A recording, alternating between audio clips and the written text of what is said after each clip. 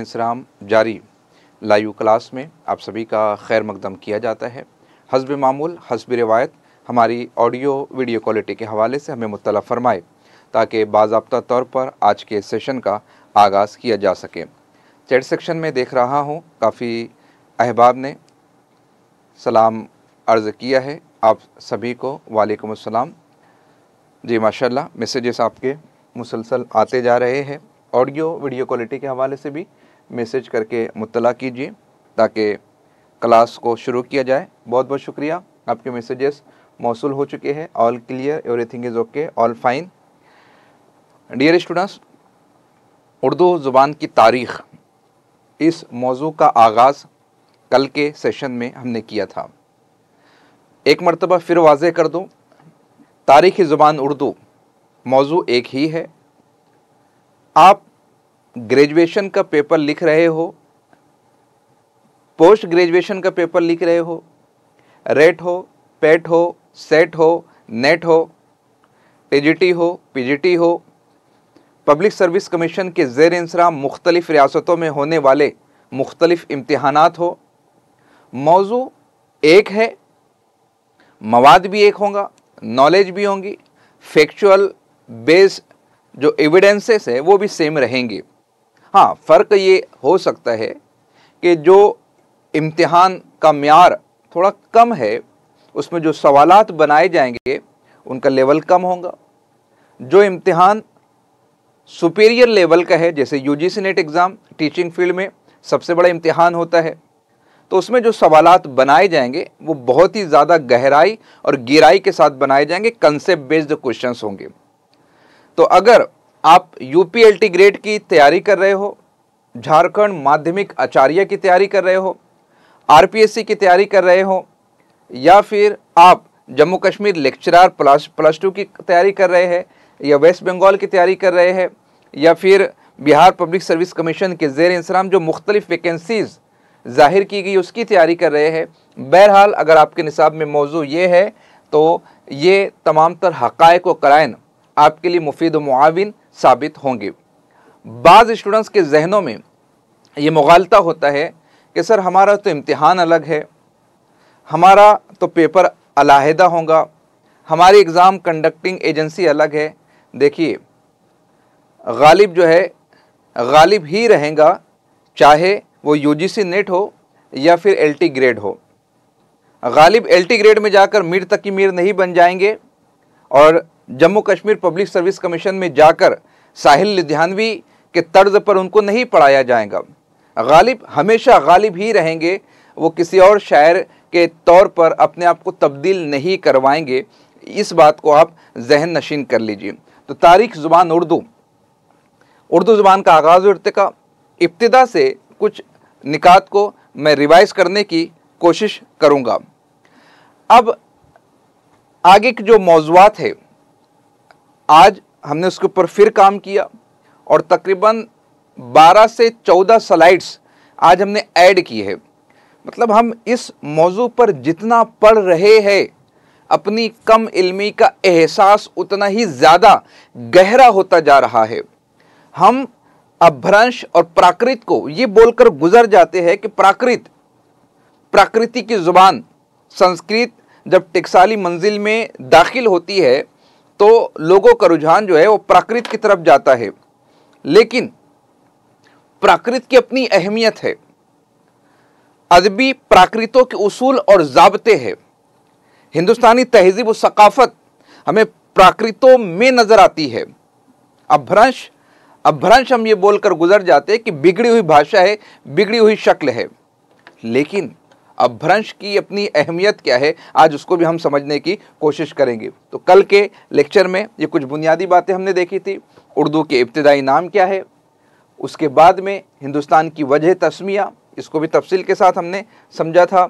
एक गुजारिश आपसे करूँगा कि अगर इस तरह के सेशंस आपको पसंद आते हैं, क्योंकि ये आधे घंटे की मेहनत नहीं होती है, रातों को जाग कर किताबों का मुताला करके डीटीपी करवा के डिज़ाइनिंग करवा कर हम आपके सामने कुछ देर के लिए खड़े होने की जसारत करते हैं। तो अब अगर आपको ये खिदमत पसंद आती है तो प्लीज़ आप अपने फीडबैक को कमेंट सेक्शन में ज़रूर दर्ज कीजिएगा। कल का लाइव सेशन यूट्यूब पर भी मौजूद है, उस पर भी आप अपने और ख़यालात को पेश करने की कोशिश कीजिएगा। तो ये कुछ बुनियादी हक़ाइक़ वगैरह हमने यहाँ पर देखने की कोशिश किए थे। अब इसको मैं दोबारा से बताकर फिर रिवाइज करते हुए बाकी जो निकात थे उसको हम समझने की कोशिश करते हैं। सौती, सरफ़ी और नहवी खुसूसियात की बुनियाद पर माहिर लिसानियात ने या लिसानियात के माहिरीन ने ज़ुबानों को 8 ख़ानदानों में तकसीम किया है। उसमें एक अहम ख़ानदान है हिंद यूरोपी, जो आगे चलकर हिंद आर्याई बन जाता है, जिसकी अहम ज़ुबानें हैं संस्कृत, उर्दू और हिंदी। और भी मुख्तलिफ ज़ुबानें हैं, लेकिन ये 3 अहम ज़ुबानें हैं। आगे चलते हैं। अब यहाँ पर हमने 8 ख़ानदानों का तज़किरा देखा। फिर द्राविड़ी नस्ल के बाशिंदे किस तरीके से विंध्याचल यानी कोहे विंध्याचल के आसपास जाकर नीचे की जानिब रुक जाते हैं, शुमाली हिंदुस्तान में आर्य रुक जाते हैं। कल इसको हमने तफसील के साथ देखा था। किस तरीके से हमें आर्याओं का वतन वस्त एशिया में तलाश करने के लिए कहा है नसीरुद्दीन ने, उसकी तफसील हमने देखी थी। वस्त में हमारा प्यारा मुल्क हिंदुस्तान ये आता है। हमने पूरे दुनिया के नक्शे की मदद से मशरिक और मगरिब यानी जो 2 ग्रुप आए थे आर्याओं के, कोशतम और कनेटम, उनकी ज़ुबानें क्या है, किस तरीके से उनका दाखिला हुआ था उसको हमने समझा था। किस तरीके से वो यूरोपियन ज़ुबानों को जानते थे उसकी कुछ तफसील यहाँ पर हमने देखने की समझने की कोशिश की थी। अब हिंद यूरोपी ख़ानदान आगे चलकर हिंद आर्याई शक्ल इख्तियार कर लेता है। हिंद आर्याई दौर जो होता है उसे 3 अदवार में तकसीम किया गया है। पहला दौर 1000 साल पर मुश्तमिल है, दूसरा दौर 1500 साल पर मुश्तमिल है, तीसरा दौर 1025 साल पर मुश्तमिल है। फिर हम आगे बढ़ते हैं। कदीम हिंद आर्य दौर को डॉक्टर सिद्धेश्वर वर्मा ने 5 अलग अलग मंजिलों में तकसीम किया है। वैदक मंजिल, अहद पानी की मंजिल, रज़मिया मंजिल, दुनियावी मंजिल और टेक्साली मंजिल। टेक्साली मंजिल में हमने देखा था कि संस्कृत ज़ुबान आवाम से दूर होती चली जाती है।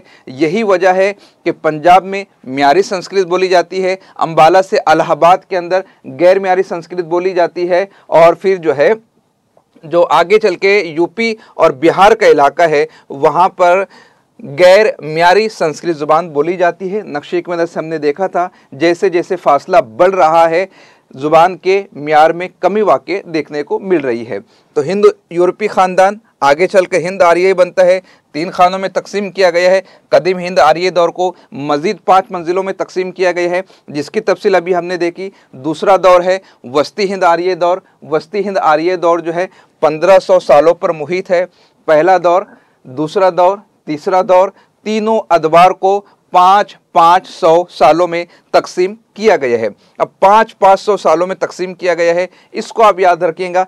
इब्तिदाई प्राकृत, एक सवाल पूछा गया था कि प्राकृत की इब्तिदा किस ईस्वी में हमें देखने को मिलती है। अदबी प्राकृत की इब्तिदा या अदबी प्राकृत का रूप हमें किस सन ईस्वी में देखने को मिलता है। बहुत सारे स्टूडेंट्स कंफ्यूज हो गए थे कि अदबी प्राकृत कहाँ देखने को मिलता है। आपको ये जो देखने को मिलता है ईस्वी सन के आगाज़ से जो है 500 तक देखने को मिलता है, क्योंकि पहले दौर में यहाँ पर तो इब्तिदाई प्राकृत है, अदबी प्राकृत यहाँ पर देखने को मिल रही है। और अपभ्रंश कहाँ देखने को मिलती है? अपभ्रंश आपको देखने को मिलती है 500 साल ईस्वी के बाद।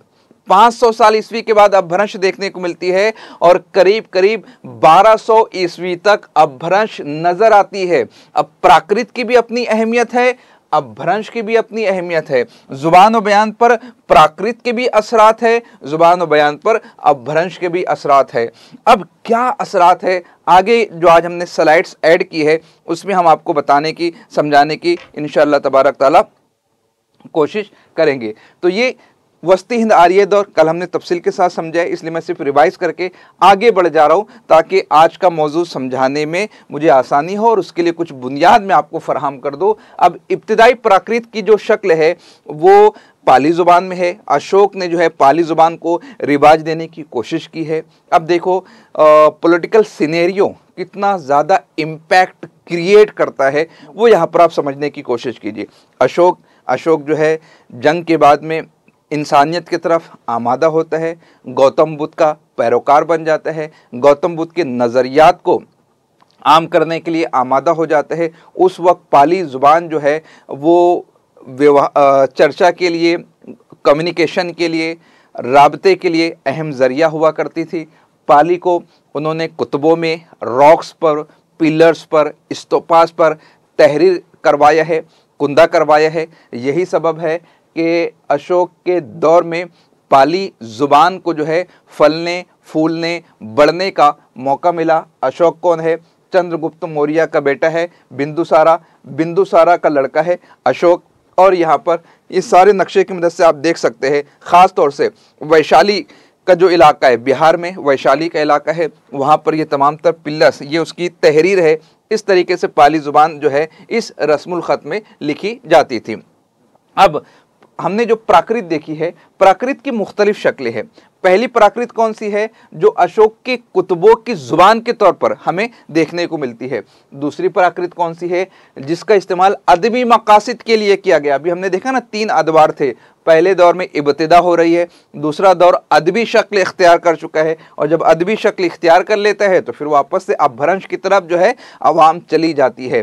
तो तीसरा दौर कौन सा होगा? जब प्राकृत से अपभ्रंशों का वजूद हुआ। इस तरीके से ये 3 चीज़ें आप देख सकती है। अब अपभ्रंश के माना क्या? बिगड़ी हुई ज़ुबान के है, लेकिन अपभ्रंश में काफ़ी गहराई है, काफ़ी वसअत है। मैं चाहूँगा कि सिर्फ़ और सिर्फ मार्केट में मौजूद किसी एक गाइड पर, हमारी नोट्स पर आप बिल्कुल भी मुनस्सिर मत रहिए। ठीक है, आप यूजीसी नेट के एग्ज़ाम के लिए तैयारी कर रहे हैं, आपको उतना ही पढ़ना है जितना आपके सिलेबस में है। आप जेकेपीएससी की तैयारी कर रहे हैं, आपको उतना ही पढ़ना है जितना जेकेपीएससी में है। आप झारखंड की तैयारी कर रहे हैं, आप यूपीएलटी ग्रेड की तैयारी कर रहे हैं, या XYZ किसी भी इम्तिहान की तैयारी कर रहे हैं। स्टूडेंट्स करते क्या है, एक हाथ में पम्फलेट निसाब का रख लेते हैं, मुझे ये पढ़ना है, ये पढ़ना है, ये पढ़ना है। हम मुख्तलिफ मकामात पर इंटरव्यू के लिए जाते हैं। इंटरव्यू पैनल में जब हम बैठते हैं और कैंडिडेट जब आता है, उनसे हम अगर बुनियादी सवाल पूछते हैं, आपके पसंदीदा शायर का नाम क्या है?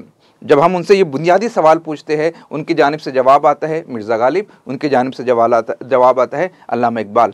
जब हम उनसे पूछते हैं वो कौन सा मजमूए कलाम है जो आधा उर्दू में है, आधा फ़ारसी में है, खामोश रहते हैं। जब हम उनसे ये पूछते हैं डॉक्टर इकबाल ने किस यूनिवर्सिटी से PhD की डिग्री हासिल की, वो खामोश रहते हैं। जब हम उनसे ये पूछते हैं कि माहिर गालिबियात के तौर पर किन 2-3 अफराद का शुमार होता है, उनके नाम बताइए, वो खामोश रहते हैं। तो ये क्या बात हुई कि वो हमारे फेवरेट भी है और हमें उनके ताल्लुक से मालूमात भी नहीं है। ठीक है, अभी आपका सिलेक्शन तो हो जाएगा, आप यूजीसी नेट JRF कामयाब कर लेंगे, लेकिन जब आप ड्राफ्ट लिखने के लिए PhD का बैठेंगे, मैं ऐसे दर्जनों JRF होल्डर्स को जानता हूं जिनमें लियाकत नहीं है कि वो 2 जुमला लिख सकते हैं, 1 पैराग्राफ लिख सकते हैं। तो ये चीज़ आपके साथ नहीं होनी चाहिए। आपने नूरी एकेडमी पर एतमाद किया है, आपने हम पर ट्रस्ट किया है। मैं पहले दिन से यही बोलता आ रहा हूँ, आप न सिर्फ तारीख़ ज़ुबान और अदब पढ़ेंगे, बल्कि तारीख़ ज़ुबान और अदब को घुट्टी में घोल कर पिलाने वाले बन जाएंगे। ना सिर्फ आप अफसाने पढ़ेंगे बल्कि अफसाना निगार बन जाएंगे। ना सिर्फ आप नावल पढ़ेंगे बल्कि नावल नवेस बन जाएंगे। ये सलाहियत, ये एबिलिटी, ये काबिलियत, ये अहलियत आप में आ जाना चाहिए। आज स्टूडेंट्स जो दुखड़ा हमारे साथ सुनाते हैं कि सर हमको यूजी में पढ़ाया नहीं गया है, पीजी में बताया नहीं गया है, कोई कोऑपरेट नहीं करता है, वो तमाम तर शिकायतों को भूल जाइए। मुस्तकबिल आपका है, मुस्तकबिल करीब में आप प्रोफेसर बनने वाले हैं। आपके ताल्लुक से आपका कोई शागिर्द इन जुमलों का इस्तेमाल ना करने पाए जो आज आप अपने असातिज़ा के हवाले से कर रहे हैं या शिकवा जो शिकायत कर रहे हैं।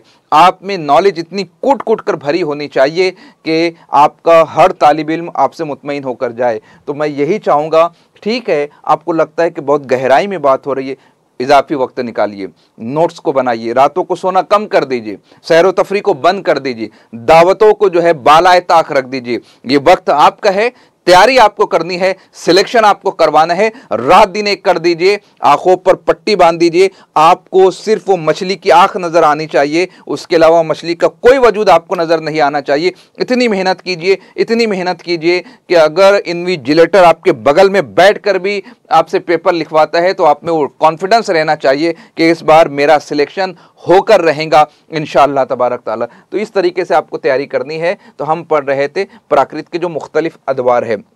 दोबारा से देख लेते हैं। 8 खानदान है, हिंद आर्याई है, हिंद आर्याई को 3 खानों में तकसीम किया गया है। फिर वस्ती हिंद आर्याई है, वस्ती हिंद आर्याई को 3 अदवार में तकसीम किया गया है। अब वस्ती हिंद आर्याई में जो तीसरा दौर है, कल जहाँ पर हमने अपने सेशन का इख्तिताम किया था, तीसरा दौर अब भ्रंश का दौर है। अभी हमने देखा पहला दौर क्या है, इब्तिदाई प्राकृत है, दूसरा दौर क्या है, अदबी प्राकृत है, तीसरा दौर क्या है, अपभ्रंश का दौर है। अब शोरशिनी अपभ्रंश है, मागधी अपभ्रंश है, अरद मागधी अपभ्रंश है, महाराष्ट्रीय प्राचीन। ये कोई नई चीज़ नहीं लिखा हूँ, जो वहाँ पर हमने इस तरीके से लिखा था आपको बता देता हूँ, ताकि ये जो अपभ्रंश है, ये जो हमने यहाँ पर लिखा था तीसरा दौर, इसी को हमने और ज़्यादा डिटेल में लिखने की कोशिश की है। शोरशिनी अपभ्रंश से जन्म लेने वाली जो ज़ुबानें हैं, खड़ी बोली, राजस्थानी, पंजाबी और गुजराती। इसी तरीके से मागधी में बंगाली, आसामी, उड़िया, मागधी। अरद मागधी जो बिहार से इलाहाबाद तक कहलाता है।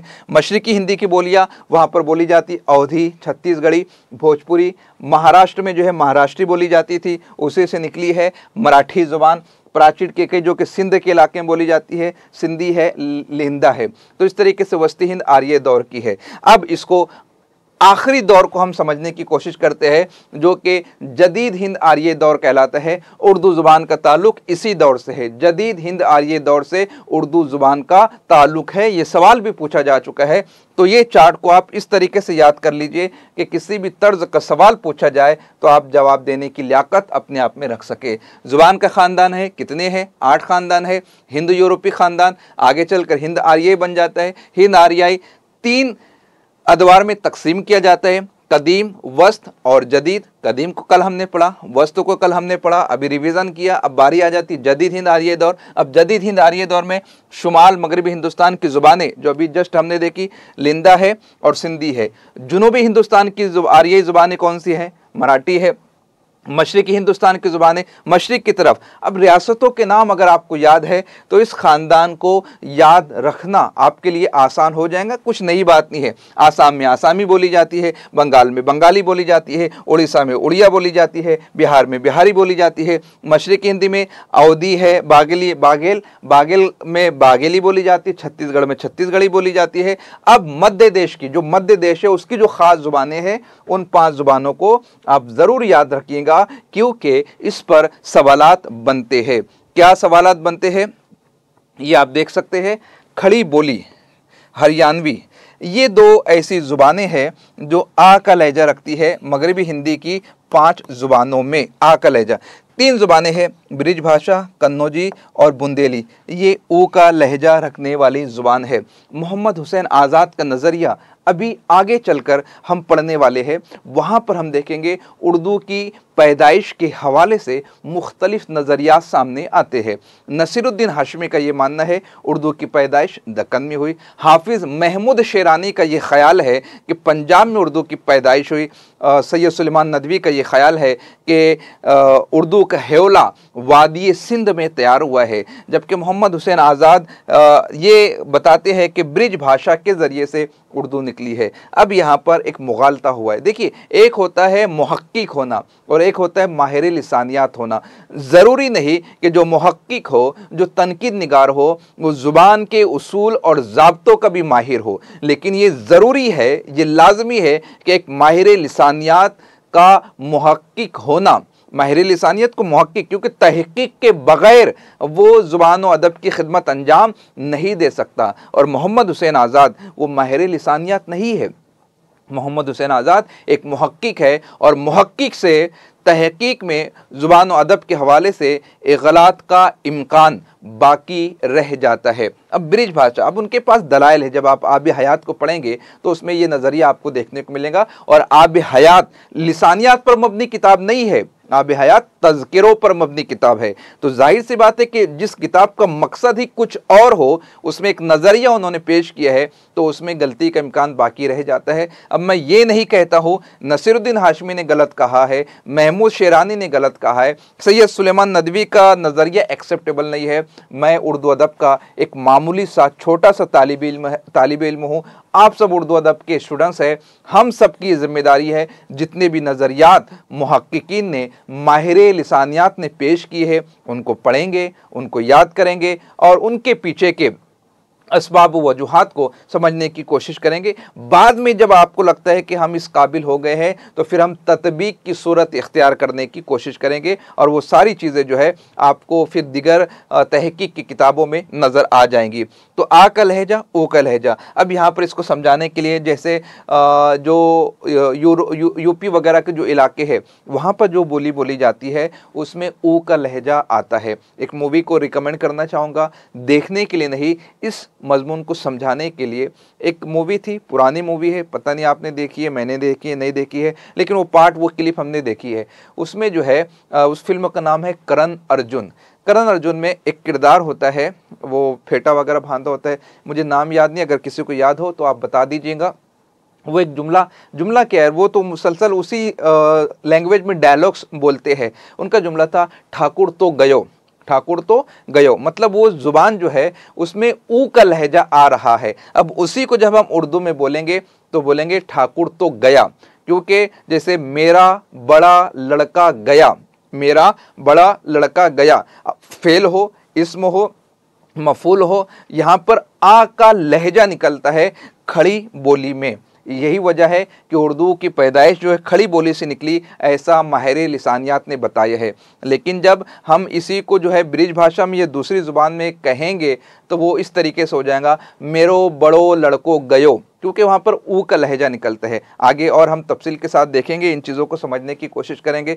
मैं फिर वजाहत कर देता हूँ, क्योंकि इस बेच में कसरत के साथ हुफ़ाज़ किराम है, उलमा इज़ाम है, मुफ्तियान किराम है। हम मूवी की तरफ रगबत नहीं दिला रहे, क्योंकि वो चीज़ें जो स्टूडेंट्स ने देखी होती हैं उसको उसके ज़रिए से किसी बात को समझाना वो आसान हो जाता है। जैसे पैरोडी को उस वक्त हम समझाने की कोशिश कर रहे थे अशार की मदद से, तब भी समझ में आ रहा था, लेकिन एक पैरोडी की मिसाल हमने एक मूवी 3 इडियट के ज़रिए से देने की कोशिश की थी कि एक मूवी है, उसके अंदर स्क्रिप्ट लिखी जाती है और उसमें लफ्ज़ चमत्कार की पैरोडी कर दी जाती है। मामूली सी लफ्ज़ों की हेर फेर के ज़रिए से पूरी स्क्रिप्ट जो है तब्दील होकर रह जाती है और वो बंदा जो तारीफ़ लूटने वाला था वो मज़ाह का पहलू बन जाता है। यही सबब है। और अब तो यूजीसी नेट खुद ऐसे ऐसे सवाल पूछ रहे, भैया आरआर का कलेक्शन क्या है और कौन सी मूवी क्या क्या। खैर अभी टॉपिक पर रहते हैं।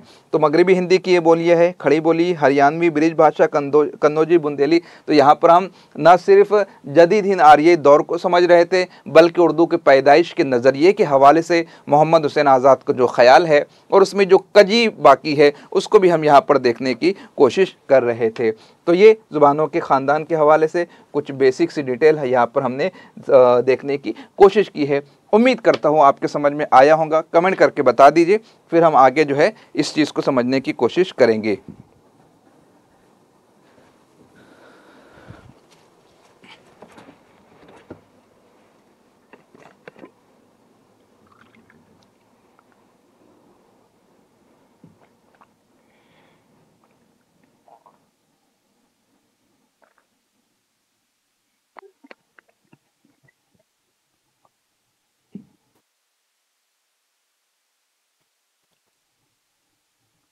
ठीक है, बेहतर, माशाल्लाह, जज़ाकल्लाह।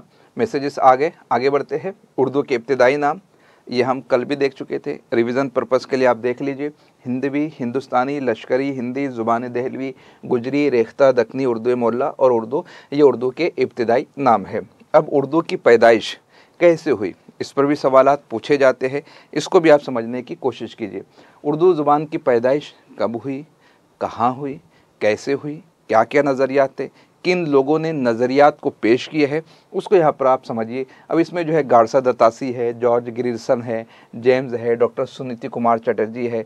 लेकिन यहाँ पर आपको अपनी आँखें और अपना दिमाग खुला रख कर पढ़ने की ज़रूरत है।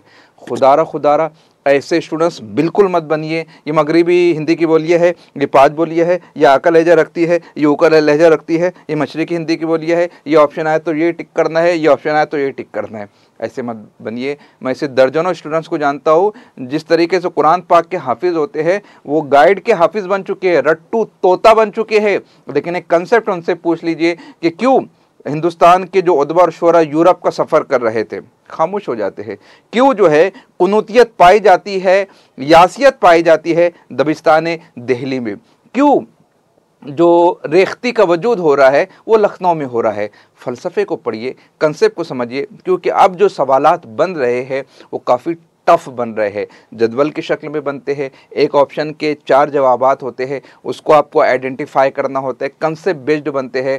और ऐसे सवालात को जो है आपको कंसेप्ट को समझते हुए हल करना है। रट्टू तोता बनकर आपके सवालों के जवाबात नहीं निकलने वाले हैं।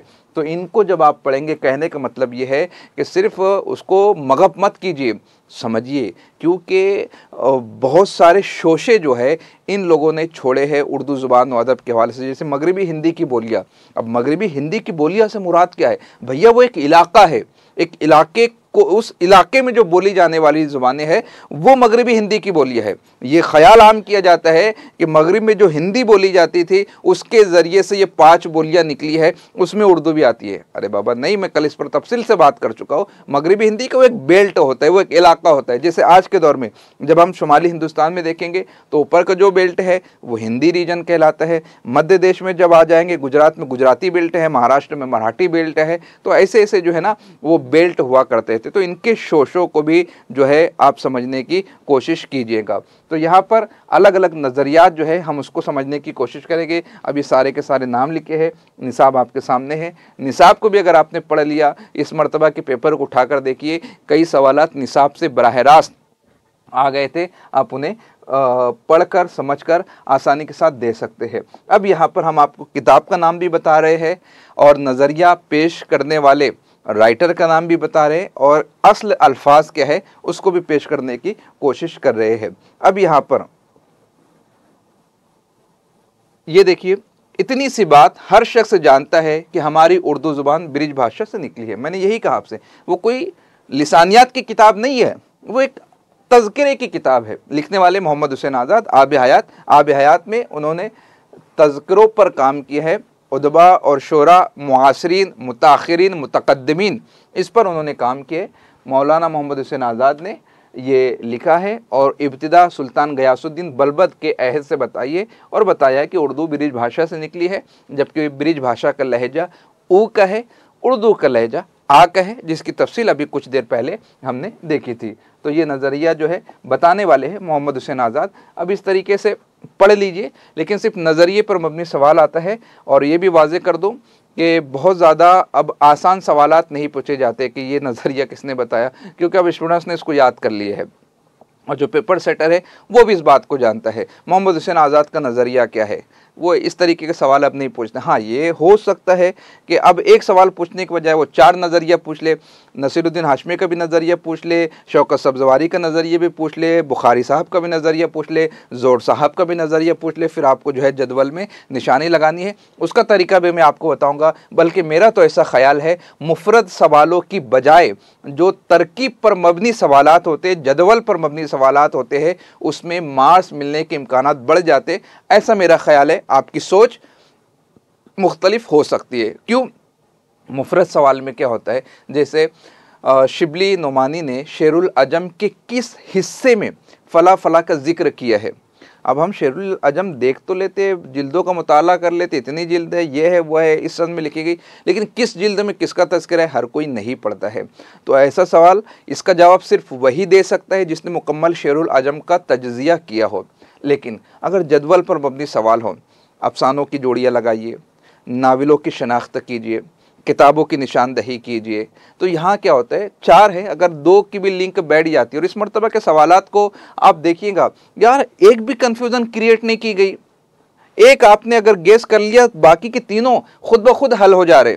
कन्फ्यूज़न कहाँ होंगी? कन्फ्यूज़न वहाँ पर होंगी जैसे ए का जवाब जो है अगर थर्ड आता है और अगर ऑप्शन में A B C D, option में ए यहाँ पर भी थर्ड लिखा है और ए यहाँ पर भी थर्ड लिखा है, अगर 2 जगह पर या 3 जगह पर थर्ड लिखा है तो फिर कन्फ्यूज़न होगी। इस मरतबा तो सवाल ऐसा था कि भैया जो है यहाँ पर सिर्फ उन्होंने जो है ए की जगह पर जो है सिर्फ एक मकाम पर लिखा था, बाकी के मकाम पर नहीं लिखा था। तो इस तरीके से कन्फ्यूज़न भी क्रिएट नहीं होती है। तो यहाँ पर अब दूसरा नज़रिया हम देख लेते हैं। दूसरा नज़रिया सैयद सुलेमान नदवी का है। सैयद सुलेमान नदवी क्या बताते हैं नुकोश सुलेमानी इस किताब में? वो लिखते हैं, सॉरी मैंने शायद शिबली नुमानी इससे पहले कहा था, सैयद सुलेमान नदवी मुसलमान सबसे पहले सिंध में पहुंचते हैं। अब सिंध में पहुंचने की कहानी ये बहुत तवील दास्तान है। सिंध का जो इलाका है, यहाँ पर दौरे रिसालत में हिंदुस्तान में इस्लाम की किरणें पहुँच चुकी थी। बल्कि हिंदुस्तान में एक राजा था जिसका नाम था राजा जमूरन। राजा जमूरन के हवाले से किताबों में ये दर्ज है कि उसने अपनी माथे की आँखों से शक्कुल कमर का मुजज़ा देखा था। वो रवाना भी हुआ था बादबानी कश्ती में सवार होकर, लेकिन पहुंच नहीं पाया था। जैसे नजाशी का वाक़या आपने पढ़ा होगा, वैसे जमूरन का वाक़या भी है।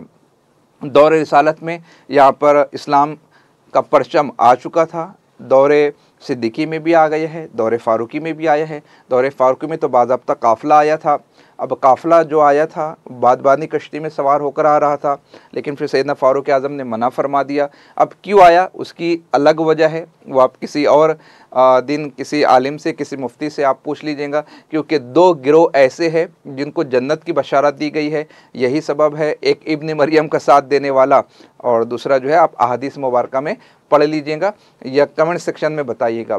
तो दौरे सिद्दीकी में आया, दौरे उस्मानी में आया, दौरे हज़रत अली में आया, और केरल के इलाके में मालाबार के साहिल पर मालिक बिन दीनार है, तुजारों का काफ़िला है, वो इन मकामात पर आते रहे हैं। अब ये पूरी तफसील है। तो सिंध पर बात कर रहा था। सिंध में अल्लाफ़ी बरादरान रहा करते थे। इब्न कासिम, मोहम्मद बिन कासिम 16-17 साल का नौजवान जो है वो घोड़े पर बैठकर यहाँ पर एक औरत की सदा पर पहुँच जाता है ना। उनके जो चचा थे वो उनको यहाँ पर रवाना करते। हज्जाज बिन यूसुफ ने उनकी तरबियत की थी, वो उन्हें यहाँ पर रवाना करते। असल में होता ये था कि बहरे अरब से जो है हुज्जाज का काफ़िला गुजरा करता था। उस वक्त यहाँ का राजा था जिसका नाम था राजा दाहिर।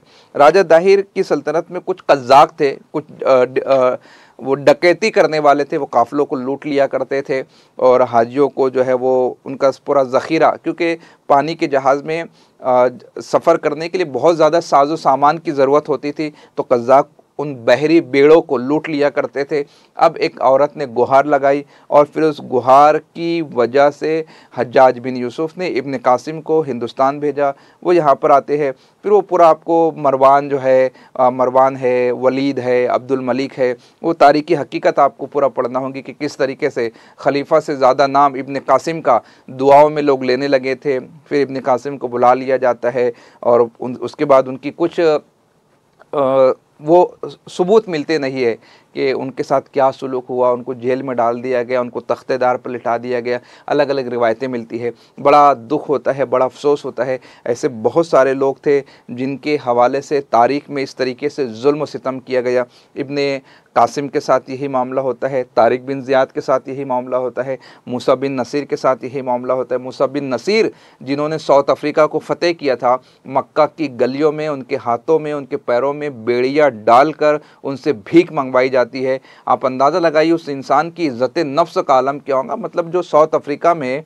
सदाए ला इलाहा इल्लल्लाह को बुलंद करने वाला है, मक्का की गलियों में बेड़ियों में बंधा हुआ भीख मांग रहा है। इसी तरीके से अब्दुल रहमान साहब को जो है फजर की नमाज में हालत सजदा में कत्ल करवा दिया गया था। हशशैन है, जब हम फिरदौस बरी को पढ़ेंगे वहाँ पर इन चीज़ों को देखने की कोशिश करेंगे कि हशशैन ने किस तरीके से हमारे उलमाओं को कत्ल किया था, मुफ्तियान निज़ाम को कत्ल किया था। हमारी जो दरसगाहें थी उसको उन्होंने तहबाला करने की कोशिश की थी। 12वीं सदी ईस्वी में बगदाद के अंदर जो मदरसा कायम किया गया था, वहीं से सुल्तान सलाहुद्दीन अय्यूबी वगैरह निकलते हैं, सरकार बगदाद निकलते हैं। वो पूरी तारीख को आप मुख्तलिफ़ किताबों में उठाकर पढ़ सकते हैं। हाँ, अब बाज़ स्टूडेंट्स मुझसे बाद में पूछते हैं कि सर आपने वो जिक्र किया था, क्या वो मुझे पढ़ना होगा? देखिए ये जो है ना ज़िमनी बातें होती है। अगर आप पढ़ना चाहें, अगर आपके पास वक्त हो तो ज़रूर पढ़ लीजिए। बसूरत देखा सिर्फ आप इतना भी पढ़ लेंगे, मोहम्मद हुसैन आज़ाद ने नज़रिया पेश किया ब्रिज भाषा का और सैयद सुलेमान नदवी ने पेश किया कि वादी सिंध में उर्दू का हवला पैदा हुआ, तब भी काफ़ी है। लेकिन सिंध ही में क्यों,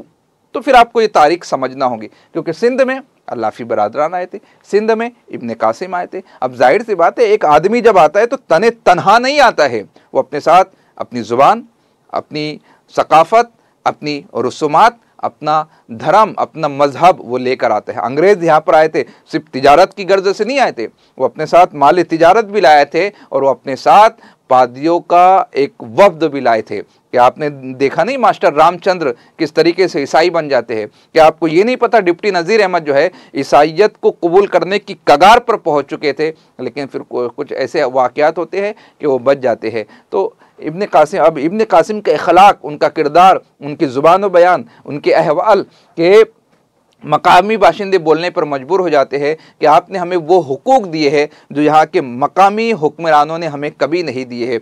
तो इस तरीके से पूरे मामलात को आप देखिएगा, समझिएगा, पढ़ने की कोशिश कीजिएगा। तो यहाँ पर एक नज़रिया हमने वादी सिंध का भी देखा है। आगे बढ़ते हैं। अब यहाँ पर 10वीं सदी के रुबा आखिर में गज़नी का जो बादशाह है वो आपको यहाँ पर देखने को मिलता है, बादशाह अमीर सबकतगीन।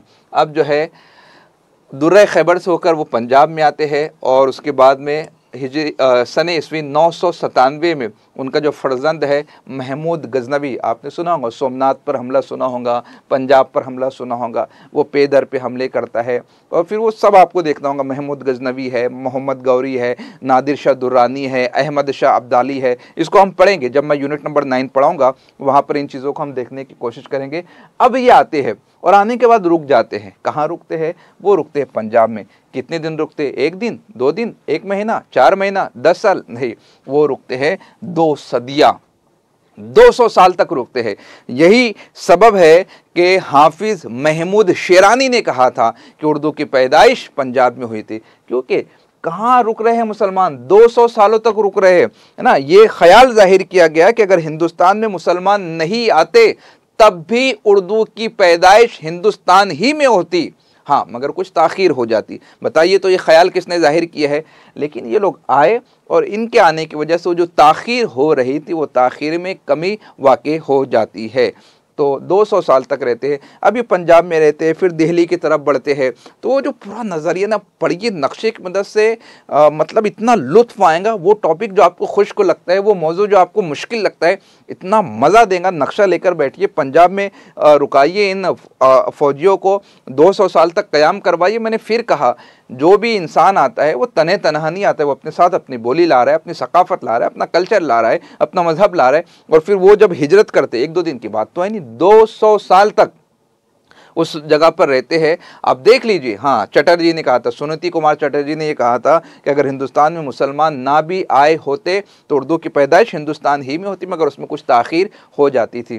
फिर हो जाते हैं बुध नवाहे दिल्ली में। जो नवाहे दिल्ली का जो कंसेप्ट है ना कि उर्दू की पैदाइश नवाहे दिल्ली में हुई, वो इन्हीं लोगों की वजह से हुई थी। यही तो पहुँचते हैं नवाए दिल्ली में और वो फिर इस तरीके से रफ्ता रफ्ता पूरा मामला आपको देखने को मिलता है।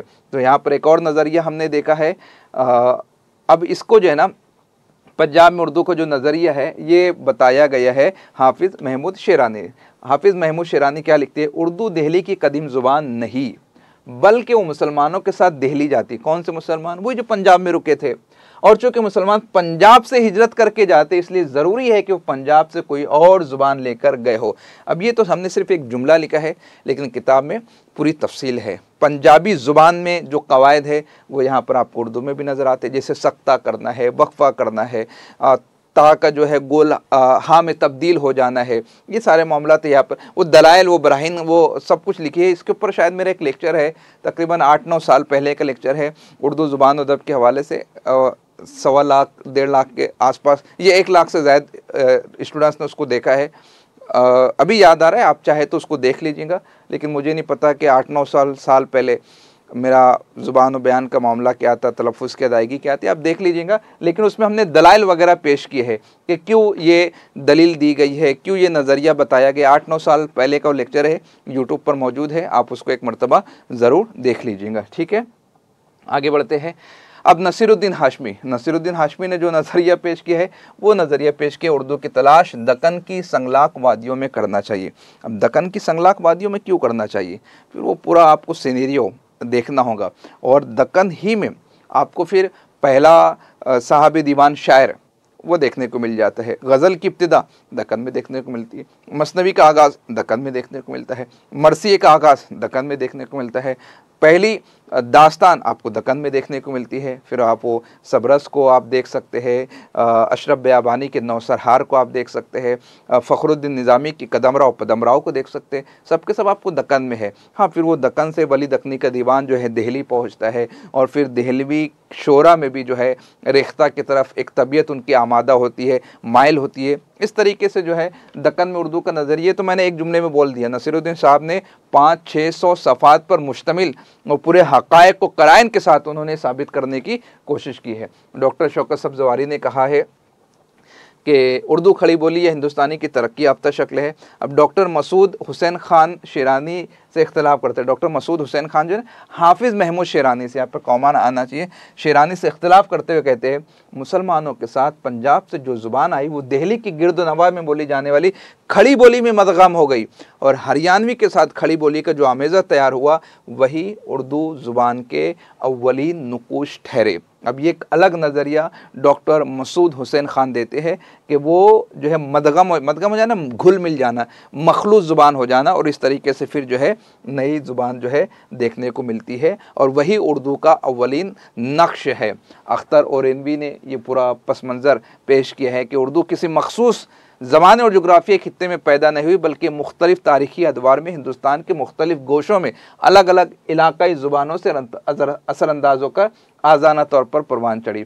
इसी के साथ में डॉक्टर शौकत सब्ज़वारी ने वो पूरा नज़रिया पेश किया कि किस तरीके से मुसलमान आते हैं और उनके साथ में ये नज़रिया आगे बढ़ता है। अब उन नज़रियों को यहाँ पर आप इस तरीके से याद कर सकते हैं। क्या याद कर सकते हैं? उर्दू दक्कन में पैदा हुई, ये नज़रिया बताने वाले हैं नसीरुद्दीन हाशमी। पंजाब में उर्दू पैदा हुई, इस नज़रिए की वजाहत करने वाले हैं हाफिज़ महमूद शेरानी। उर्दू नवाए दिल्ली की बोलियों से निकली है, इसको बताया है मसूद हुसैन खान ने, अभी जस्ट हमने उसको देखा है। इसी तरीके से उर्दू हरियाणवी से निकली है, ये नज़रिया पेश किया है डॉक्टर मोहिउद्दीन कादरी ज़ोर ने। डॉक्टर मोहिउद्दीन कादरी ज़ोर की एक छोटी सी किताब है, किताबचा है, उसको आप पढ़िएगा, ज़बरदस्त है। उर्दू लिसानियात के हवाले से मेरी फेवरेट बुक है। ये जितनी बड़ी बड़ी किताबें हैं ना, उसका निचोड़ उन्होंने अपनी छोटे से किताबचे में पेश कर दिया है। उर्दू का कहला वादी सिंध में तैयार हुआ, किसका नज़रिया था? ये नज़रिया था सैयद सुलेमान नदवी साहब का। आगे और कुछ नज़रियात है, जैसे डॉक्टर बुखारी का ये ख्याल है कि उर्दू की जन्मभूमि उड़ीसा है। मोहम्मद हुसैन आज़ाद का नज़रिया उर्दू ब्रिज भाषा से निकली। शौकत सब्ज़वारी का है कि उर्दू खड़ी बोली से निकली। अख्तर औरैनवी का उर्दू मगधी से निकली। सर सैयद अहमद खान के उर्दू दिल्ली की ज़ुबान है। अब अगर आपको मज़ीद तफसील पढ़ना है तो कुछ किताबों के नाम हम यहाँ पर पेश कर देते हैं, इसको पढ़ लीजिएगा। कोई एक दो भी पढ़ लेंगे काफ़ी है, इम्तिहानी नुक्ता निगाह से नाम भी रख लेंगे काफ़ी है। सिर्फ फैक्ट टू फैक्ट पढ़ना चाहते वैसा भी पढ़ सकते हैं, डिपेंड करता है आपका ज़ौक़ कितना है, आपके पास वक्त कितना है। आपका टारगेट सिर्फ एग्ज़ाम को निकालना है, इतना पढ़ लीजिए। आपका टारगेट एग्ज़ाम को निकाल कर बेस्ट लेक्चरर बनना है, गहराई के साथ पढ़िए। एग्ज़ाम को निकाल लीजिए, बाद में पढ़िए, डिसीजन आपका है, रहनुमाई करना हमारा काम है। नसीरुद्दीन हाशमी की किताब का नाम है दक्कन में उर्दू। जदवल की शक्ल में, जोड़िए लगाव की शक्ल में, तरतीब की शक्ल में ये सवालात पूछे जाते हैं, याद करना ज़रूरी है। महमूद शेरानी की किताब का नाम है पंजाब में उर्दू। मसूद हुसैन खान की किताब का नाम है मुकद्दमा तारीख ज़ुबान, और ज़बरदस्त किताब है, एक नज़र सरसरी तौर पर इसको देख लीजिएगा। गोपीचंद नारंग की किताब का नाम है उर्दू ज़ुबान और लिसानियात और उर्दू की तालीम के लिसानी पहलू। एहतशाम साहब की उर्दू की कहानी, सैयद एहतशाम हुसैन ने तर्जमा की हिंदुस्तानी लिसानियात का खाका। इसी तरीके से शौकत सब्ज़वारी किताब है उर्दू लिसानियात। मिर्ज़ा खलील बेग की ये जो किताब है उर्दू की लिसानी तश्कील, यूपीएससी सिविल सर्विसेज में उर्दू ऑप्शनल से पढ़ाई करने वाला एक भी तालिब इल्म आपको ऐसा नहीं मिलेगा जो उर्दू की लिसानी तश्कील को नहीं पढ़ता होगा। आसान ज़ुबान में लिखी है बेग साहब ने, एक मरतबा ज़रूर देख लीजिएगा। उसी के साथ उनकी किताब है उर्दू ज़ुबान की तारीख और लिसानी तनाजुर, इसको भी आप देख सकते हैं। ज्ञानचंद जैन की किताब है आम लिसानियात और लिसानी मुताले।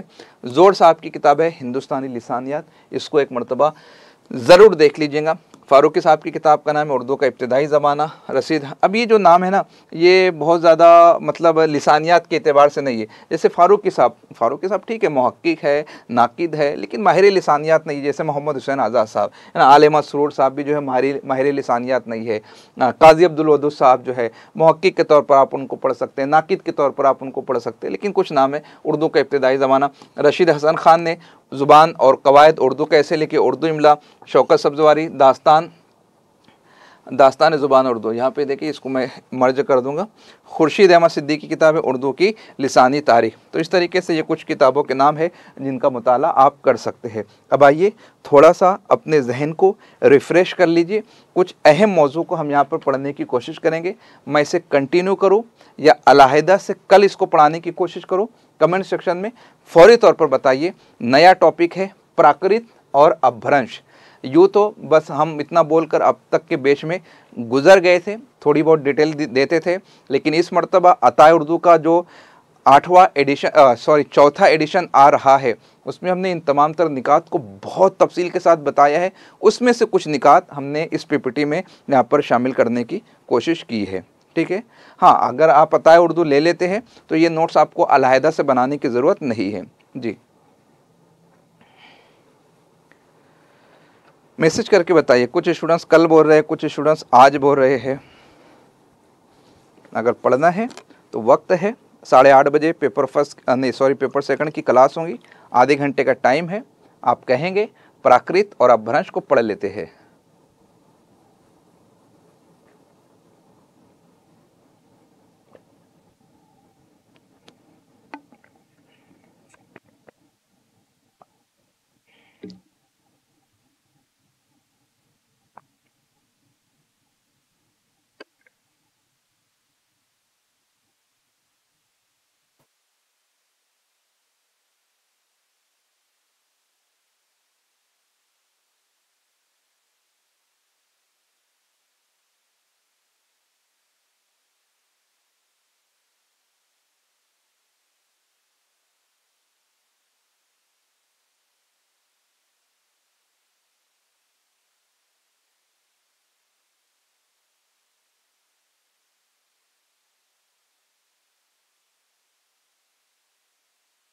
बहुत सारे स्टूडेंट्स कल कह रहे हैं, लेकिन चूंकि आज हमारी क्लास कम हुई, यही वजह है कि मैंने अपने वक्त को पहले कर लिया। और ऐसा मेरा ख़्याल है कि पढ़ लेते हैं।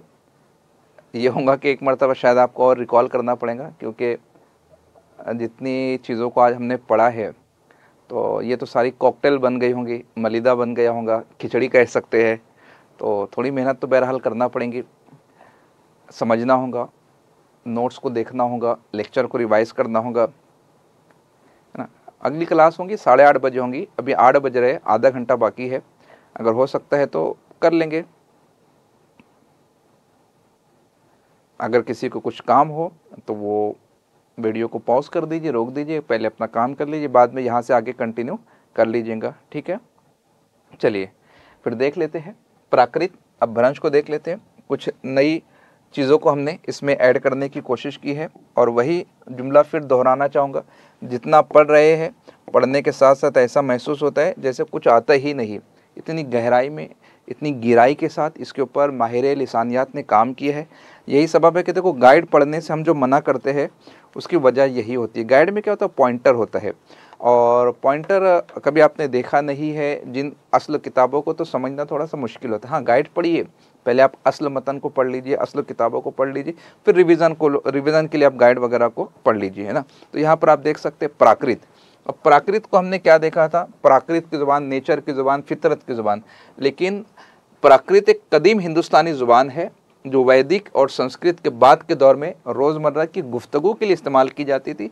वैदिक दौर, क्योंकि जो पहली मंजिल है, डॉक्टर सिद्धेश्वर वर्मा ने 5 मंजिलों में तकसीम किया है। पहली मंजिल तो वैदिक मंजिल ही है, आखिरी मंजिल टकसाली मंजिल है। टकसाली मंजिल में संस्कृत ज़ुबान जो है अवामी बोलचाल से दूर हो जाती है, दूर हो जाती है, तो फिर क्या बोली जाती है, प्राकृत बोली जाती है। प्राकृति से बना है, नेचर की ज़ुबान, फितरत की ज़ुबान। तो रोज़मर्रा की गुफ्तगू के लिए इस्तेमाल की जाने वाली चीज़ें, रोज़मर्रा की गुफ्तगू के लिए, मैंने आपसे पहले कहा था, एक जो है बिज़नेस करने वाला या व्यापार करने वाला, उसको इस बात से कोई मतलब नहीं कि ये मेरा पेन है और ये मेरी कलम है। उसको इस बात से कोई मतलब नहीं कि इसके लिए मुज़क्कर का सेगा इस्तेमाल हो रहा है, इसके लिए मुअन्नस का सेगा इस्तेमाल हो रहा है। तज़किर व तानीस से उसको कोई गर्ज़ व गायत नहीं। एक बाप सिर्फ ये चाहता है कि उसके बच्चे जब दस्तरख्वान पर बैठे तो उनके सामने खाने पीने के लिए कुछ नेमतें मौजूद होना चाहिए। एक माँ बस ये चाहती है कि अच्छी से पाल परवरिश करके तालीम और तरबियत के साथ किसी अच्छे से घराने में उसके बच्चों की शादी ब्याह हो जाए। रोज़मर्रा की ज़िंदगी में रोज़मर्रा के जो इंसान है उनकी सोच बस यही है, उनको कवायद से, ज़ुबान और बयान की जकड़बंदियों से कोई मतलब नहीं है।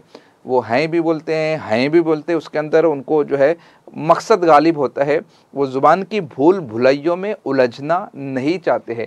यही सबब है कि जब संस्कृत ज़ुबान के उसूल और ज़ाब्तों का तयन किया गया तो रोज़मर्रा की गुफ्तगू के लिए आवाम ने जो है प्राकृत का इस्तेमाल करना शुरू कर दिया। अब प्राकृत क्या है? प्राकृत का माना कुदरती, गैर रस्मी या फितरी ज़ुबान है। कुदरती, गैर रस्मी या फितरी ज़ुबान। कल मैं इस पीपीटी को और जो है वो बड़ा कर दूंगा। बड़ा मतलब यहाँ पे जो है ना, शायद मुझे ऐसा लग रहा है कि छोटा नज़र आ रहा है, तो मैं इसको और बोल्ड कर दूंगा क्योंकि वो और ज़्यादा डिस्प्ले होने में आपको आसानी हो जाएगी। तो प्राकृत का माना है कि कुदरती, गैर रस्मी और फितरी ज़ुबान है। ये संस्कृत के बरक्स अवामी ज़ुबानों की हैसियत रखती है। अब संस्कृत के बरक्स देखो, संस्कृत में क्या हो गया, वो पंडितों की ज़ुबान बन गई थी, आलिमों की ज़ुबान बन गई थी। फिर वो पातंजलि आप देख सकते हैं, अशिष्ट अध्याय आप देख सकते हैं, और फिर उसका शुद्धिकरण किया गया। और बुरा मत मानिएगा मेरे कुछ अहबाब अगर बरादरान वतन भी मौजूद है, क्योंकि मैंने इस पर बहुत तफसीली वीडियो बनाई है, तकरीबन 7 या 8 वीडियो मेरी संस्कृत के हवाले से अपलोड है। प्लीज़ आप उनको एक मरतबा देख लीजिएगा। मैं बोलता हूँ, आप सुनते हैं, कोई देखता उगता नहीं, कोई कमेंट नहीं करता है, कोई लाइक नहीं करता है। मतलब यार पूरा पित्ता मारी कर दो, जिगर गुर्दा एक कर दो, आप लोग की तरफ से कमेंट तक नहीं आता है। कल का सेशन आप देख लीजिए, वो स्टूडेंट्स जो यूट्यूब पर देखने वाले वो फीडबैक दे रहे हैं, लेकिन जो हमारे बैच का हिस्सा है वो जो है रिस्पॉन्स ही नहीं करते। तो अगर ये चीज़ें आपको समझ में आती है तो आप एक फीडबैक कर दीजिए। आपका एक कमेंट जो है वो किसी के लिए रहनुमाई का ज़रिया बन सकता है। तो बताने का मतलब क्या है कि उसमें फिर ये थी जकड़बंदियाँ, ये संस्कृत को पढ़ सकता है, ये संस्कृत की किताब को ये पढ़ सकते हैं, ये नहीं पढ़ सकते। तो वो जो जकड़बंदी आ गई है ना, ब्राह्मण को इजाज़त दे दी गई थी, शूद्रों को मना कर दिया गया था। तो ये सब जो हुआ था, तो उसकी वजह से क्या हुआ कि पढ़ने में अब वो दूर होती चली गई, और पढ़ने में दूरी होने की वजह से जो है, नहीं ब्राइटनेस का मसला नहीं है रज़िया अंसारी, बैकग्राउंड जो है वो पेल येलो लिया गया है। तो पेल येलो के ऊपर जो फ़ॉन्ट का कलर होना चाहिए वो ब्लूइश होना चाहिए, या डार्क कोई स्लेट कलर होना चाहिए, या ब्लैक कलर होना चाहिए, और हमने जो है बाय मिस्टेक जो है ब्राउन कलर का इस्तेमाल कर लिया। इस वजह से वो थोड़ी सी दिक्कत आ रही है। जब हम फ़ॉन्ट साइज़ को बड़ा कर देंगे, कलर को चेंज कर देंगे, जैसे अभी ग्रीन देखो आपको कितना क्लियर नज़र आ रहा होगा, लेकिन जो ब्राउन है वो थोड़ा सा मध्यम नज़र आ रहा है। तो ये ब्राइटनेस का इशू नहीं है, ब्राइटनेस तो रहने वाली, क्योंकि ये एक पैनल है। पैनल में खुद ब खुद जो है लाइटिंग का सोर्स होता है, और यहाँ तो मतलब 1760 तो लाइट जा रही है यहाँ पे। वो लाइटों की वजह से हम जो है वो मतलब मध्य देश के बाशिंदे बनते जा रहे हैं, मतलब है ना। कुछ दिनों के बाद मेरा भी शुमार जो है वो उन लोगों में होने लगेगा, द्राविड़ी नस्ल के बाशिंदों में। खैर, तो मजाक कर रहा हूँ, बाद में फिर आप कमेंट मत करना। तो प्राकृत जो है वो कुदरती, गैर रस्मी, फितरी ज़ुबान है। जब संस्कृत में जकड़बंदी आती गई तो फिर उसकी वजह से ये सारी चीज़ हो गई। प्राकृत की इब्तिदा कैसे होती है? प्राकृत की इब्तिदा संस्कृत के दौर में हो जाती है। वो 5 मंजिलों को याद कर लीजिए, अब उसी के दौर में ये होती जा रही है। मुख्तलिफ इलाकों में मुख्तलिफ लोगों के ज़रिए से बोली जा रही थी। क्यों? क्योंकि संस्कृत में पेचीदा उसूल और ज़ाब्तों को बनाया गया। तो कुदरती ज़ुबान, गैर रस्मी ज़ुबान, फितरी ज़ुबान जो है वो यहाँ पर बनती हुई नज़र आती है। ये प्राकृत है।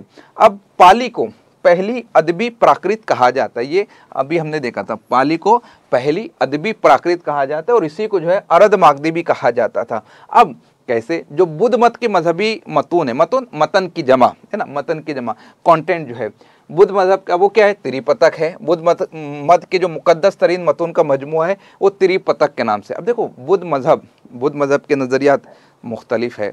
इसी तरीके से जो है जैन मजहब के नज़रियात वो कुछ मुख्तलिफ है। अब जो तीर थिंकर बोलते हैं उनको जो है ना तीर थिंकर बोलते हैं। उनके जो ख्यालात वगैरह, जैसे 24वें तीर थिंकर वो कौन है? महावीर जैन है। तो महावीर जैन के नज़रियात की तबलीग की जाती है, उनकी तरसील की जाती है। अब उसके अंदर भी 2 ग्रुप आपको नज़र आते हैं, है ना। ज़रा कोई कमेंट करके बताइए तो क्या नाम है? जैन मजहब के जो है ना 2 ग्रुप नज़र आते हैं।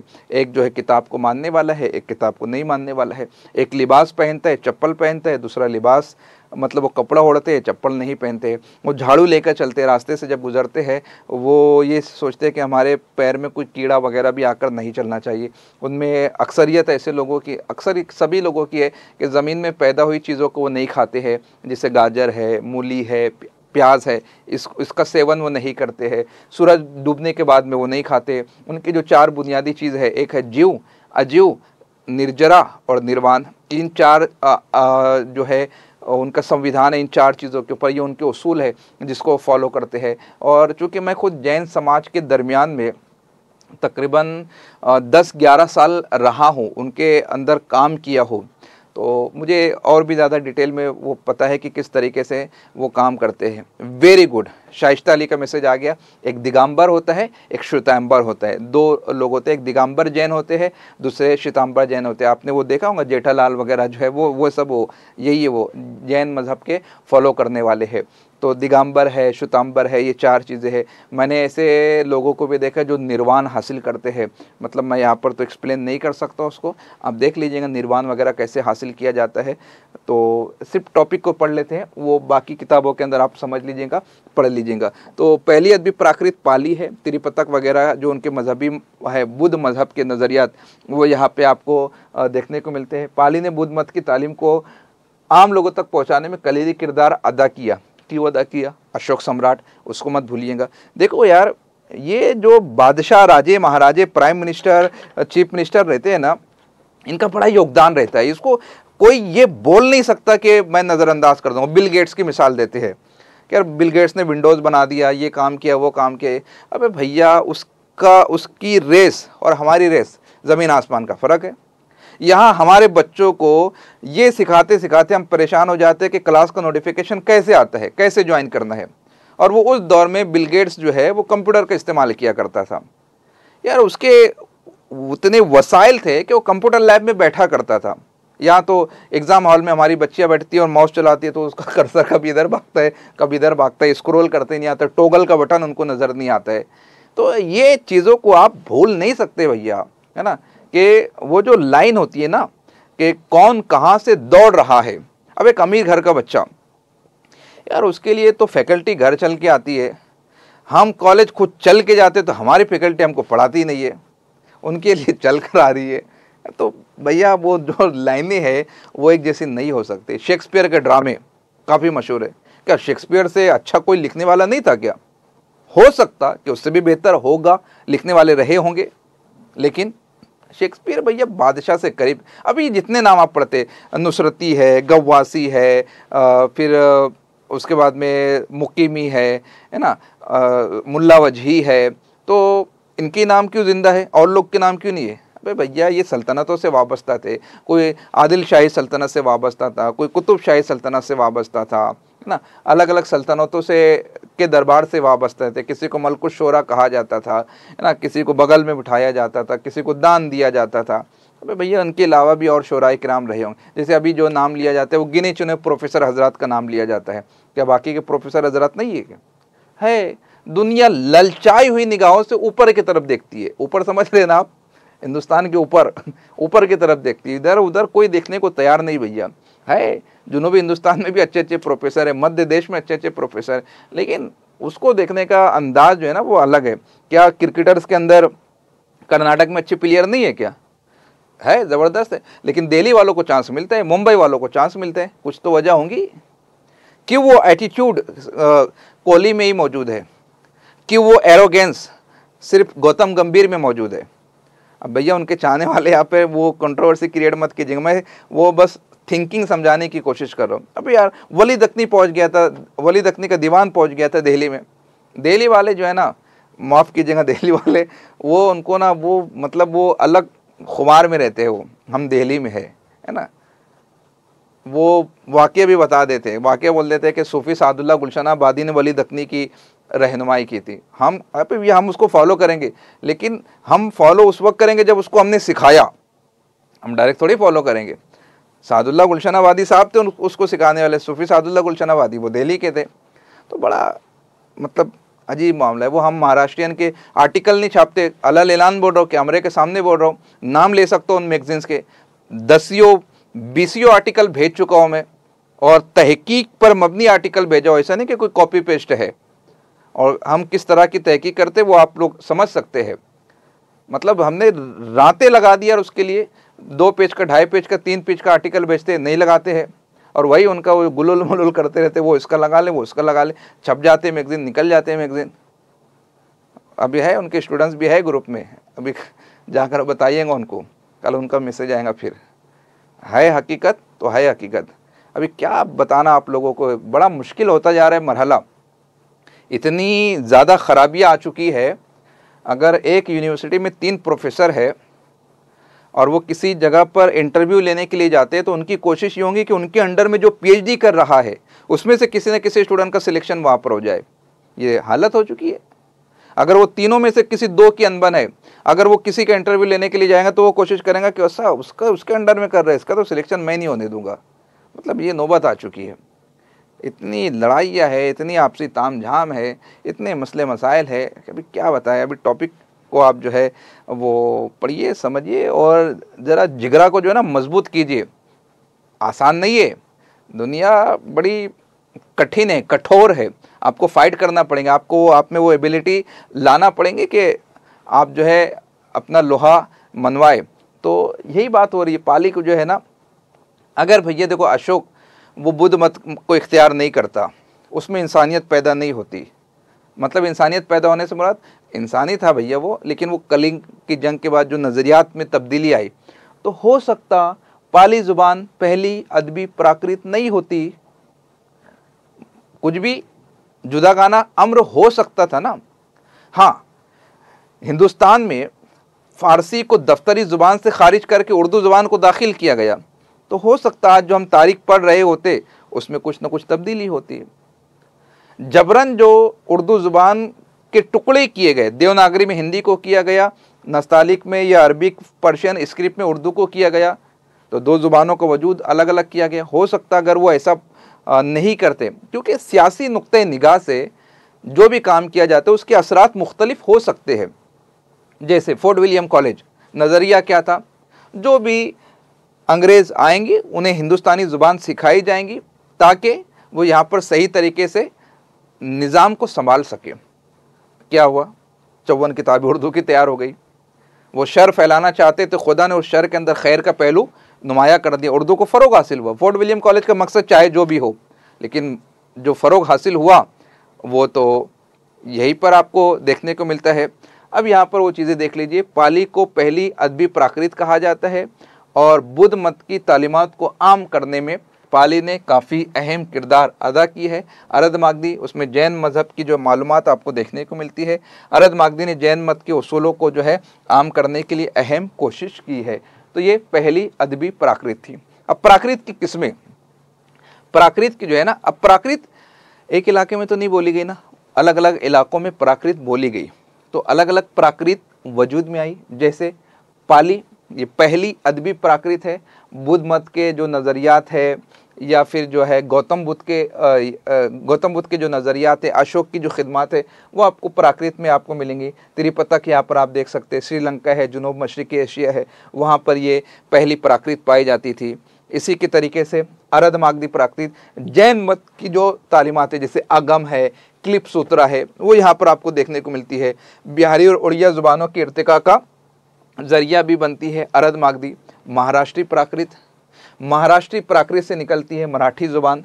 मराठी ज़ुबान महाराष्ट्र में बोली जाती, बोली क्या जाती है, बुलवाई जाती है। अभी वीडियो देख लीजिए, नहीं बोलेंगे कान के नीचे थप्पड़ लगाया जाता है। यहाँ पे बहुत सारी वीडियो वायरल हो रही है, लेकिन वो थप्पड़ किनको लगाया जाता है, वो ठेले वाले को लगाया जाता है, वो ऑटो रिक्शा चालक को लगाया जाता है, एक बैंक के मामूली से मुलाजिम को लगाया जाता है इनमें हिम्मत है, इनमें जसारत, तो जाओ बांद्रा में जाकर बताओ, गेट में एंट्री नहीं देंगे, है ना। हाई सोसाइटी में जाकर बताइए, सब इंग्लिश बोलने वाला, well sophisticated, well mannered personalities रहती है वहाँ पर, वाइन की दाल नहीं गलने वाली। ज़ुबान और बयान की वजह से आप किसी को धारों में तकसीम नहीं कर सकते। ये पॉलिटिकल एजेंडा हो सकता है। हमारा मुल्क गंगा जमनी तहजीब का गहवारा है, हमारी जो तहज़ीब है वो अकनाफ़ आलम में इसी तरीके से पहचानी जाती है, शनाख्त की जाती है कि हर थोड़ी थोड़ी दूर के ऊपर ज़ुबान बदल जाती है, भाषा बदल जाती है, रहने का अंदाज़ बदल जाता है, खाने पीने की चीज़ें बदल जाती है। कोई सुबह में जो है उत्थप्पा खा रहा है, तो कोई जलेबी भजिया खा रहा है, तो कोई पोहा खाता है, कोई सुबह सुबह में चटकारीदार जो है वो बिरयानी खाता है। तो अलग अलग इलाकों में खाने बदल जा रहे, लिबास बदल जा रहे, ज़ुबान बदल जा रही है, लेकिन जो है आज जो है इस तरीके से काम किया जाता है। बहरहाल महाराष्ट्र में मराठी बोली जाती है। शोरशिनी प्राकृत, शोरशेन का वो इलाका, मथुरा है ना, पेड़े खाए होंगे, आगरा का पेड़ा, मथुरा का नहीं, आगरा का, हाँ पेड़ा ही बोलते हैं उसको, पेड़ा ही बोलते हैं ना, क्या बोलते हैं समय, आगरा का पेड़ा वो लौकी से जो बनता है, काफ़ी मशहूर है। और नहीं, आगरा का पेठा, सॉरी आगरा का पेठा और मथुरा का पेड़ा, इस तरीके से ये चीज़ होती है। और फिर ये यहाँ पर जो है आपको जो ज़ुबानें देखने को मिलती है, उर्दू है, ब्रिज भाषा है ये ज़ुबान, और हिंदी भी है। फिर मगध का जो, अब मगध सल्तनत छोटी मोटी सल्तनत नहीं थी, मगध एक बड़ी सल्तनत थी, है ना।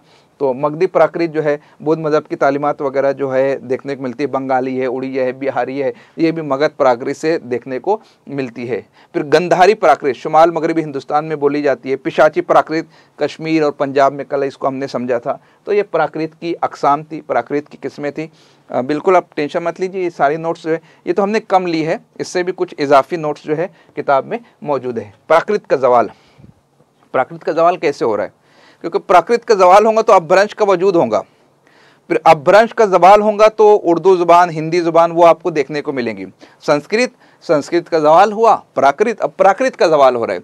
तो प्राकृत ज़ुबानों का जवाल उस वक्त शुरू हुआ जब हिंदुस्तानी ज़ुबानों ने एक नई शक्ल इख्तियार की, जैसे हिंदी। अब हिंदी से मुराद ये वही हिंदवी, हिंदी, हिंदुस्तानी, गुजरी, उर्दू है मौला, ये वो है इलाकाई ज़ुबानें, जैसे हिंदी है, बंगाली है, मराठी है, ये जो है ज़्यादातर आम होने लगी। इस तरीके से प्राकृत का जवाल हुआ, क्योंकि अब वो उस तरफ जाने लगे। जैन और बुद्ध मत के जो मतन थे या मतून की वजह से प्राकृत ज़ुबानें भी तहकीक और मुताले का, ऐसा नहीं कि प्राकृत जो है वो नज़रअंदाज करने वाली ज़ुबान है यार, दो मजहबों का असासा उसमें मौजूद है, तो वो तहकीक का ज़रिया है। कदीम हिंदुस्तान की तहज़ीब व सकाफ़त उसमें पाई जाती है, और हिंदुस्तानी तहज़ीब का एक अहम हिस्सा है प्राकृत। उलमाए किराम, पंडित जो है, पंडित हजरात जो है, या माहिर लिसानियात थे, जो दानिश्वर थे, आवाम के दरमियान में राबते का एक ज़रिया हुआ करती थी प्राकृत ज़ुबान जो है। पहली अदबी प्राकृत कौन सी है? पाली है, अरब मागधी है। इस तरीके से जो है उनकी खिदमात है। अब अपभ्रंश, अब जाहिर सी बात है प्राकृत का जवाल हुआ। अब प्राकृत में जब अदबी प्राकृति देखने को मिली, फिर वो अदबी प्राकृत हम सब देख चुके ऊपर, तो फिर अपभ्रंश की तरफ लोग गए। अपभ्रंश एक अहम लिसानी मरहला है जो संस्कृत और प्राकृत ज़ुबानों के जवाल के बाद वजूद में आया, और जदीद हिंदुस्तानी ज़ुबानों के, याद कीजिएगा 3 है, कदीम, वस्त और जदीद। तो अपभ्रंश क्या है? जदीद हिंदुस्तानी ज़ुबानों। अब जदीद कब से? 1000 सन ईस्वी से लेकर ताहाल यानी 1025 तक, 2025 तक, यानी 1025 साल का जो पीरियड है उसके अंदर अपभ्रंश ने एक अहम किरदार, अहम रोल अदा किया था। आमतौर पे क्या है, बिगड़ी हुई भाषा, ज़ुबान का बिगाड़, लेकिन ये मफ़हूम के एतबार से, रस्मी एतबार से अपभ्रंश का जब आप जायज़ा लेंगे तो एक वसी, एक लिसानी तहरीक यहाँ पर आपको अपभ्रंश में देखने को मिलती है, जिसमें हिंदुस्तान की समाजी, सकाफती और अदबी तरक्कियाँ आपको देखने को मिलती है अपभ्रंश के अंदर में। अब अपभ्रंश की इब्तिदा कहाँ हो रही है? 5वीं सदी ईस्वी में हो रही है। आ जाइए उस खाके पर, जो खाका हमने बताया था वही तो ये अपभ्रंश की इब्तिदा 5वीं सदी में हो रही है। आइए वापस बता देता हूँ, थोड़ा वक्त लगेगा लेकिन चूँकि पॉइंट है तो उसको समझ लेते हैं। अपभ्रंश की इब्तिदा, जब मैंने अदबी प्राकृत बताया था आपको, उस वक्त ये चीज़ आपको समझाया था कि अपभ्रंश की इब्तिदा जो है, चाहे तो मैं वो पीपीटी की स्लाइड जो है वहाँ पर ऐड कर देता हूँ ताकि इतना ज़्यादा आपको इनरोल ना। हाँ ये देख लीजिए, अपभ्रंश की इब्तिदा वस्ती हिंदार ये दौर है, पहला दौर इब्तिदाई प्राकृत, दूसरा दौर अदबी प्राकृत, तीसरा दौर क्या है अपभ्रंश। कहाँ से हो रहा है? 500 ईस्वी से। कहाँ तक रहेगा? आपको 500 ईस्वी से शुरू हो रहा है। वस्त में आ जाइए, यहाँ पर आप देख सकते हैं अभी भी आपको अपभ्रंश नज़र आ रही है, तो 1200 ईस्वी तक के उसका दौर बाकी रहता है।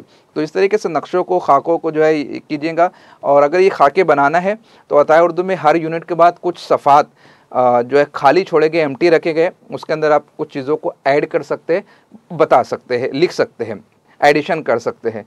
तो अब हम पढ़ रहे थे अपभ्रंश। अपभ्रंश में हमने देखा है कि 5वीं सदी ईस्वी के आसपास हुई और 12वीं सदी तक ज़ुबान व अदब पर अपभ्रंश गालिब रहती है। प्राकृत ज़ुबान जो मुख्तलिफ़ इलाकों में बोली जाती थी उनका ज़वाल हो गया था। अपभ्रंश यानी बिगड़ी हुई भाषा उसकी नज़र आ गई थी। तमाम लहजों का मजमू है अपभ्रंश में, जो प्राकृत के ज़वाल के बाद वजूद में आता है। उसमें फिर तब्दीलियाँ होती है सौतियात के अतबार से, नहवियात के अतबार से, ग्रामर के अतबार से।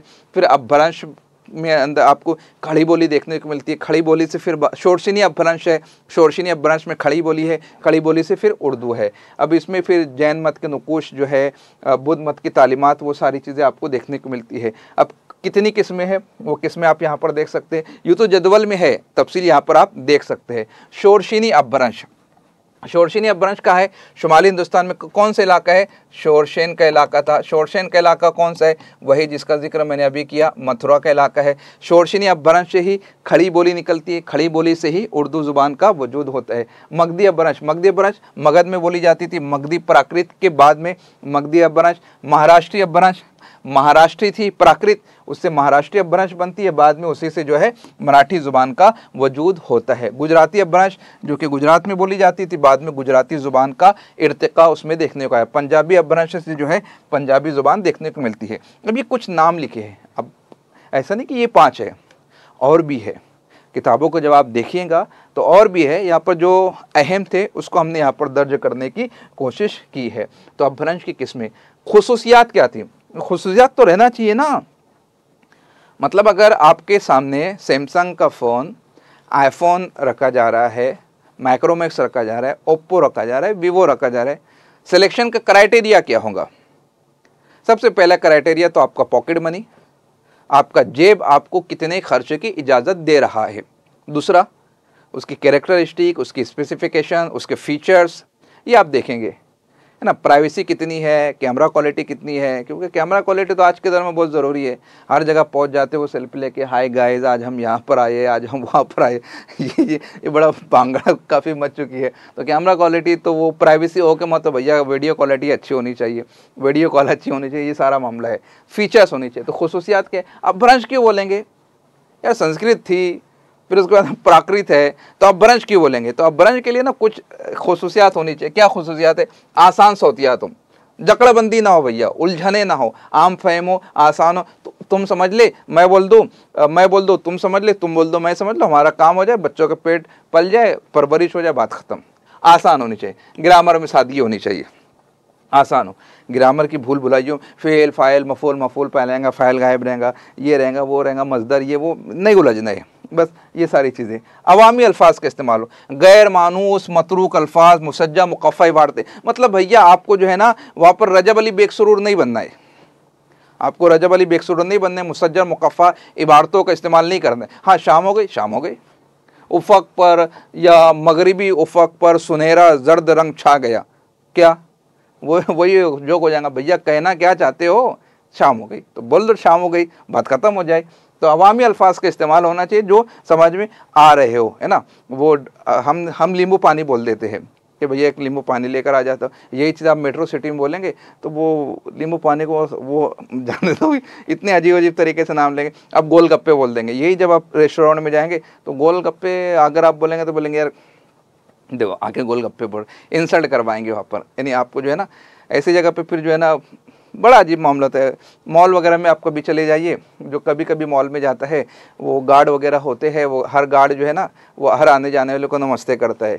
किसी पंजाबी ढाबे पे चले जाइए, होटल पे जाइए तो आने वाले को नमस्ते करते हैं। अब जो बेचारा कभी कभार गए वो नमस्ते कर रहे तो बैठ के वो भी उसको नमस्ते कर रहे हैं, उसको सलाम कर देता है। तो खैर ये चीज़ मतलब वो फिर आदमी वहाँ जाता नहीं है ना कि जन तो यार अपने को जमेगा नहीं, चलो कहीं भी।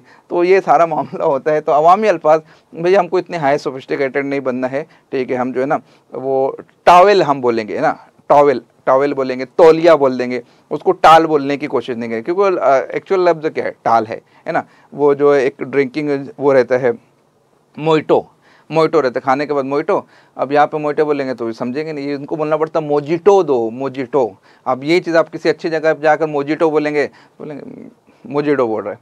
तो भैया ज़ुबान ऐसी होनी चाहिए जो आम हो, समझने में आसान हो, समझ ले, बात हो जाए, ख़त्म बात। मखलूत ज़ुबान क्या है? अब देखो हिंदुस्तान का उस वक्त का दौर था, कोई यहाँ से आ रहा है, कोई वहाँ से आ रहा है। उस वक्त मॉल तो थे नहीं, अमेज़ॉन फ्लिपकार्ट तो था नहीं कि ऑर्डर दे के घर पे मंगवा लेंगे। सौदागर आया करते थे, व्यापारी आया करते थे, कोई किसी खित्ते से आ रहा है, कोई ईरान से आ रहा है, कोई मुल्क शाम से आ रहा है। हिंदुस्तान के अलग अलग कबीले के लोग जो है वो अलग अलग इलाकों में जा रहे हैं, अलग अलग सल्तनतों के अलग अलग मुमलिकतों के तुज्जार एक मकाम से दूसरे मकाम तक जा रहे। कभी डच बोलने वाले आ रहे, कभी फ्रेंच बोलने वाले आ रहे, और अपने साथ जो है सारा चीज़ें जो है लेकर आ रहे हैं। ये सारा मामला था। तो मखलूत ज़ुबान, तो तुम्हारी बात भी हमको समझ में आना चाहिए, हमारी बात भी तुमको समझ में आना चाहिए, इसलिए अपभ्रंश जो है ये उसकी खुसूसियात थी। अब अपभ्रंश का असर जदीद ज़ुबानों पर होता है। अब जदीद ज़ुबान में क्या है? उर्दू है। जदीद हिंद आर्य दौर में जो अहम ज़ुबानें हैं वो कौन सी है?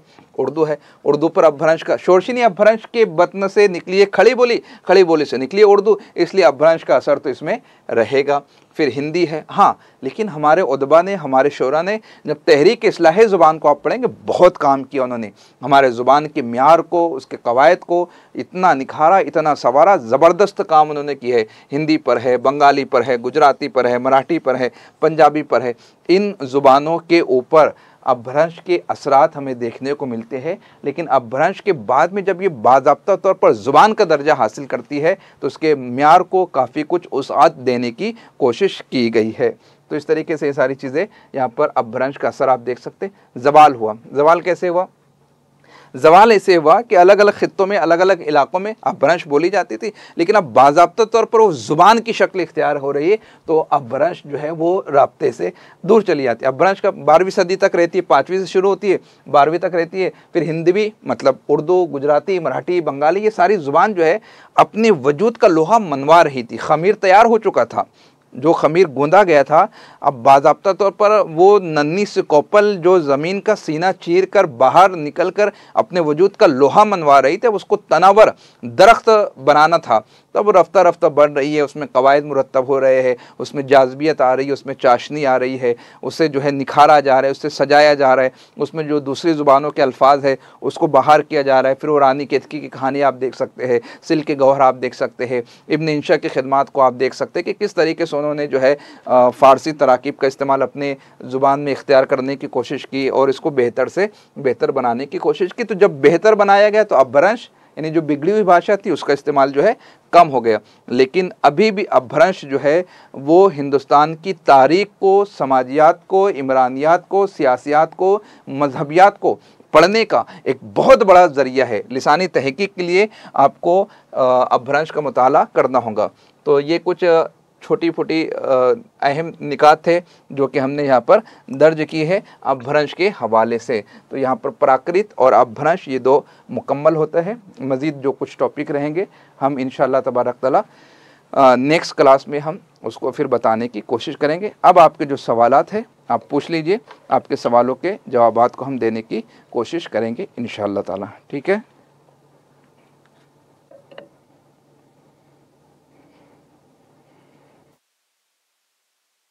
ऊपर के जो कमेंट्स आपने किए होंगे उसको रिपीट कर दीजिए क्योंकि वो यहाँ पर नज़र नहीं आते हैं।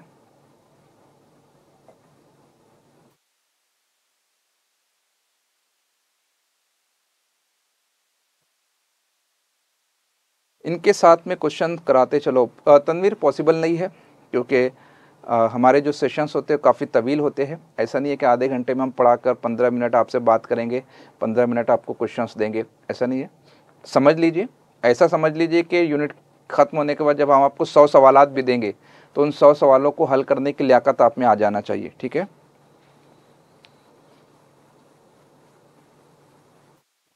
टाइम तो हो चुका है, 7:30 बजे आपकी दूसरी क्लास होंगी पेपर 2 की।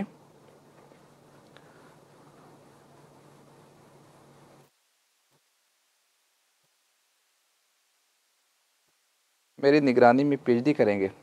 देखिए शायद ऐसा मुमकिन नहीं हो पाएगा क्योंकि उसके लिए गाइड बनना ज़रूरी है।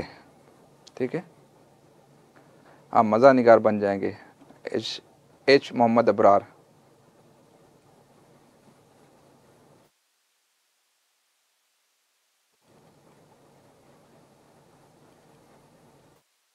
मालेगांव महाराष्ट्र में, एमपी में नहीं है ना। ठीक है। शुक्रिया रज़िया अंसारी।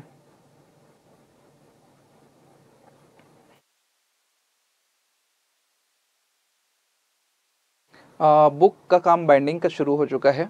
इंशाल्लाह जैसे ही आती है मैं फ़ौरन आपको बताऊंगा इंशाल्लाह। ठीक है,